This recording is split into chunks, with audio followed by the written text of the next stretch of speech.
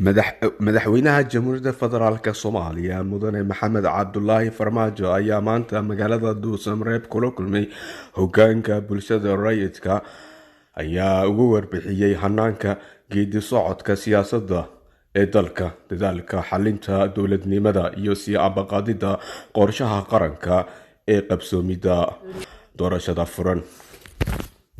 Ka warbixisay kulanka hoggaanka bulshada rayidka iyo madaxweynaha Caashe Geele Diiriye oo ka mid ah bulshada rayidka. maanta waxaan aad iyo aad ugu faraxsanahay inaan madaxweynaha dowladda federaalka Soomaaliyeed Mudane Maxamed Cabdullaahi Farmaajo inaan la kulanay runtii aad baan uga mahadcelinaynaa sida dhaqsaha ah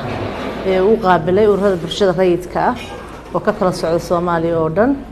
oo ujeedkoodu ahaa sidii wax walba oo Soomaali ka dhaxeeya sida ugu fiican ugu dhamaan lahaayeen. runtii madaxweynaha waxaan u soo jeedinay waayihii la soo joogay waxyaabihii aan arki jirnay xiliyadan oo kaleeto walwalkana galay sida aan diyaar ugu nahay inaan qayb ka qaadano haddii ay yimaadaan wax madmadow ah ama isfaham waa ka dhaxeeya bulshada dhexdeeda madaxdeeda. runtii madaxweynaha waxaan weydiinay su'aalo waxaan u soo bandhignay waxyaabihii quruxda badnaa waddanka ka dhacay muddadii muxuu ahaa oo madaxweynaha ka ahaa. waxaan aad iyo aad ugu faraxsanahay madaxweynuhu inuu si saraaxad la noola hadlay, inuu noo sheegay waxyaabihii horumarka ahaa, inuu noo sheegay sababta ku kaliftay muxuu ahaayey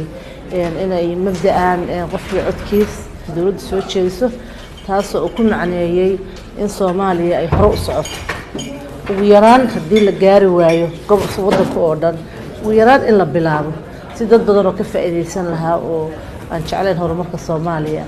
ay u arkaan in Soomaaliya hore ugu socotay in wadadii shalay la qaaday oo qodxaha badneyd oo dhibka badneyd oo xaqdarrada ahayd oo boobka ahayd looga gudbo. waxyaabihii nasiib wanaagga ah oo noo sheegay madaxweyne waxaa ka mid ahaa haba yaraatee inuusan noo sheegin wax kordhin iyo muddo kordhin uusan nagala hadlin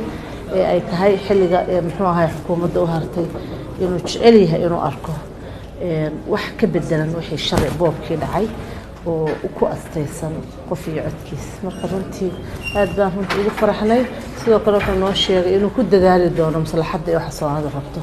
taasuna waxyaabaha kale oo ku faraxnay.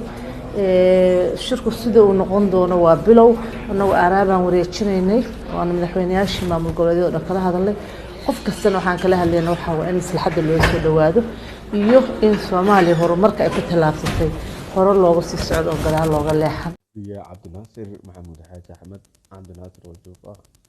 Sultaan Media.